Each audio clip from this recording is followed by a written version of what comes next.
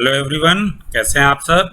Science के chapter 6 physical and chemical changes, इस chapter की रीडिंग कर रहे थे हम लोग। और पिछले वीडियो में हमने डिफरेंट एक्टिविटीज़ के थ्रू फिजिकल चेंजेस क्या होते हैं इसको जाना था।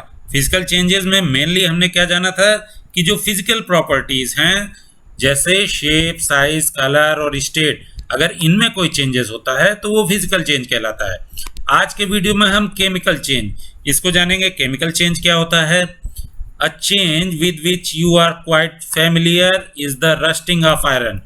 देखिए, डिफरेंट चेंजेस जो हमारे आसपास होते रहते हैं वो तो हम देखते ही हैं। इसके अलावा कुछ हम एक्सपेरिमेंट करके लैब में कुछ चेंजेस करके देखेंगे कि वो किस टाइप के चेंजेस हैं। ओके, तो चलिए पहले डिफरेंट एग्जाम्पल्स को समझते हैं, उसके बाद केमिकल चेंज को हम अच्छे से समझ पाएंगे।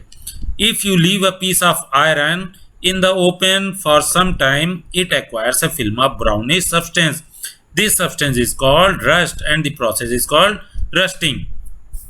एक बहुत ही छोटा सा चेंज जो हमारे आसपास हर समय होता रहता है और हमको पता भी नहीं चलता, वो क्या है कि हमारे घर के आसपास या घर में भी आयरन की डिफरेंट चीज़ें रहती हैं, कुछ ना कुछ ऐसी चीज़ें होती ही हैं और उसमें क्या आप देखते हैं कि धीरे धीरे रस्ट लगती रहती है।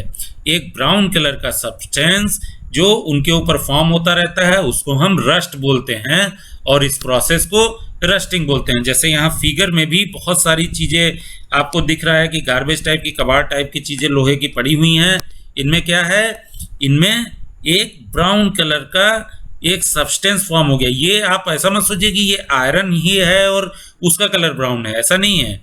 आयरन जो था उसका कलर ब्राउन ना होकर के उसका कलर कुछ और था, वो शाइनिंग था। बट जब इस पे धीरे धीरे रस्ट लगनी स्टार्ट हो गई, एक नया सब्सटेंस फॉर्म होना शुरू हो गया, तब क्या हुआ कि इसका कलर ब्राउन हो गया और ये डल हो गया। Okay, iron gets of park और farmlands, iron benches kept in lawn and gardens. Almost every article of iron kept in the open get rusted.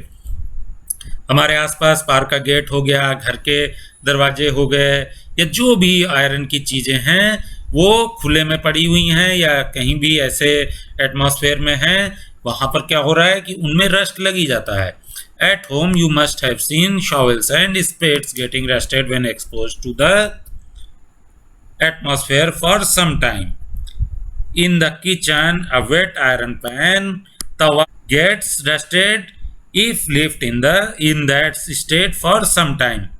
क्या होता है कि हमारे घर के आसपास बहुत सारी चीज़ें हैं जो इस तरीके से रस्ट उनमें लगता रहता है। इवन आपने देखा होगा कि घर में जो आयरन का तवा पैन यूज़ होता है जिस पे रोटियां बनाई जाती हैं, उसको भी जब वॉश करके रखा जाता है थोड़ी देर बाद उसमें एक ब्राउन कलर का सब्सटेंस आपको दिखाई देगा, तो लाइट गोल्डन कलर का, वो क्या है? वो भी रस्ट ही है। Let us consider a few more changes where new substances are form. इसके अलावा भी कुछ चेंजेस हैं जहां पर नए सब्सटेंस बन रहे हैं। अब देखिए कि ये आयरन में क्या हुआ, आयरन में जो रस्ट लगी है वो रस्ट आयरन नहीं है, वो एक नया सब्सटेंस है।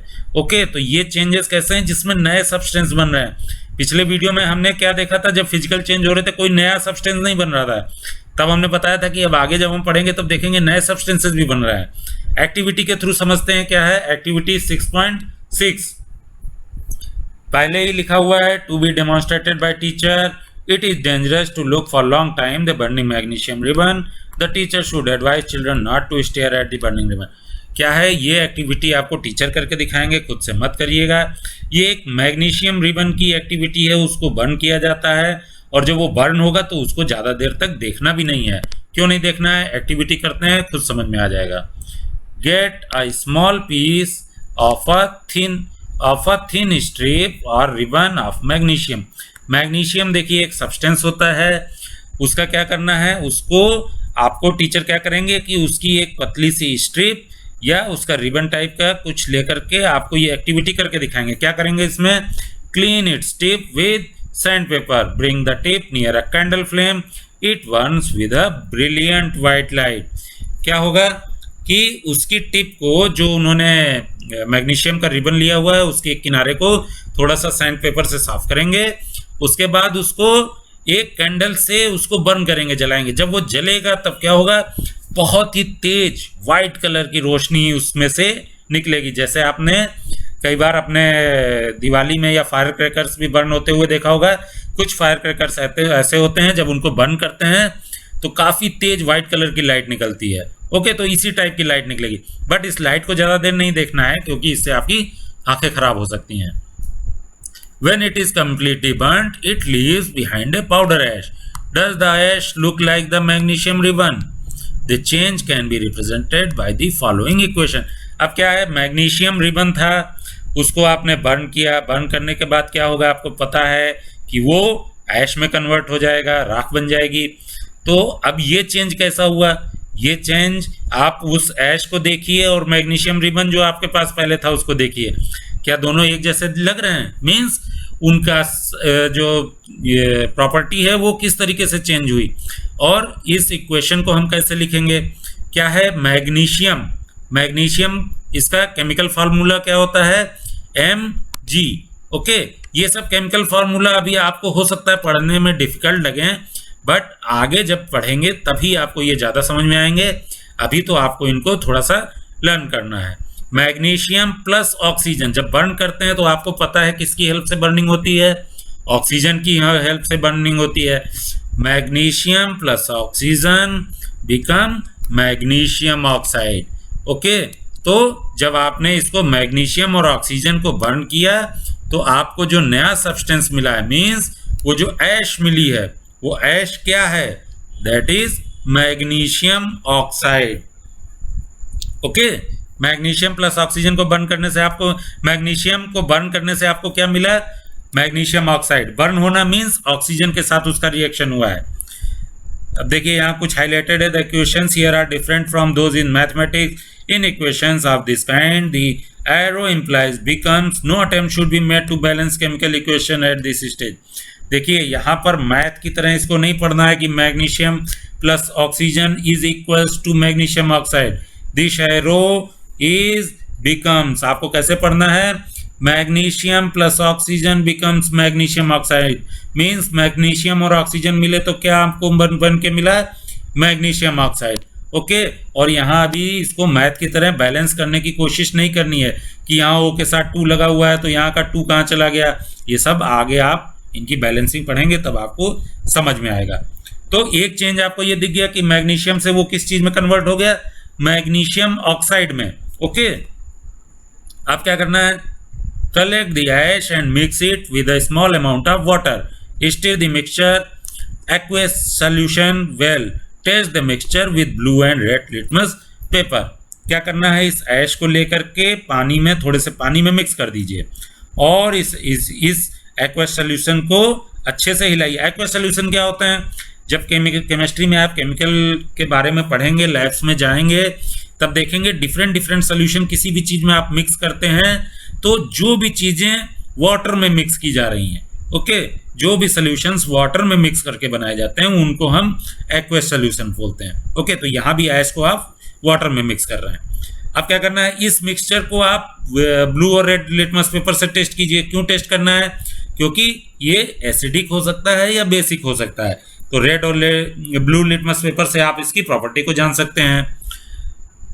On the basis of this test, how do you classify the aqueous solution acidic or basic? On dissolving the ash in water, it forms a new substance. This change can be written in the form of the following. जब आप इस ऐश को water में mix करेंगे तो ये ऐश water के साथ रिएक्शन करके फिर एक नया सब्सटेंस बनाएगा। क्या बनाएगा, फिर से एक केमिकल फॉर्मूला के थ्रू समझने की कोशिश करते हैं, इक्वेशन के थ्रू।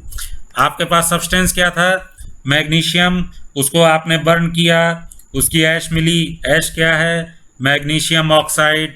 तो आपका ये सब्सटेंस है मैग्नीशियम ऑक्साइड प्लस वाटर। किस चीज में आपने इसको मिक्स किया है, वाटर। वाटर का फार्मूला क्या है, H2O। मैग्नीशियम क्या है, MgO।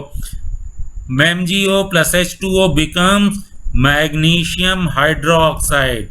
क्या बनेगा, जब मैग्नीशियम ऑक्साइड और वाटर को आप मिक्स करेंगे तो एक नया सब्सटेंस बनेगा, मैग्नीशियम हाइड्रोक्साइड।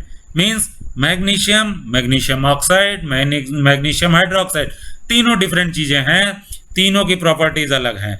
अब ये हाइड्रोक्साइड है, मीन्स ये किस तरीके की प्रॉपर्टी लेके है, ये एक बेसिक प्रॉपर्टी लेके आया हुआ है। मीन्स इसमें जब रेड लिटमस पेपर के साथ में इसको टेस्ट करेंगे तो वो रेड लिटमस पेपर कैसा हो गया होगा, ब्लू हो गया होगा। ओके, बेसिक की ये प्रॉपर्टी है एसिड बेसेस एंड सॉल्ट्स में, हमने पिछले चैप्टर में इसको पढ़ा था। As you have already learnt in chapter 5, magnesium hydroxide is a base. So magnesium oxide is a new substance formed on burning of magnesium. Magnesium hydroxide is another new substance formed by mixing magnesium oxide with water.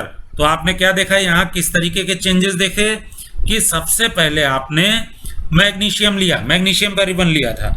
Okay, जब उसको burn किया तो क्या हुआ, उसकी ऐश बन गई। उसकी ऐश क्या है, मैग्नीशियम ऑक्साइड है, मैग्नीशियम से मैग्नीशियम ऑक्साइड बन गया। जब उसको वाटर में मिक्स कर दिया तब क्या हुआ, वाटर के साथ रिएक्शन करके वो मैग्नीशियम हाइड्रोक्साइड बन गया, फिर से एक नया सब्सटेंस बन गया। तो ये एक केमिकल चेंज है। अभी हम इसके बारे में और पढ़ेंगे, अगली एक्टिविटी को देखेंगे, एक्टिविटी 6.7। एक्टिविटी 6.7 में हम आपको एक और केमिकल चेंज, ये क्या है, कॉपर सल्फेट और iron sulphate, copper sulphate solution कैसे आयरन सल्फेट सोल्यूशन में चेंज होता है, इसके बारे में पढ़ेंगे। ओके, तो ये वीडियो काफ़ी बड़ा बन जाएगा, इसलिए मैं इस एक्टिविटी को नेक्स्ट वीडियो में कवर करूंगा। ओके, मिलेंगे नेक्स्ट वीडियो में। Till then, bye.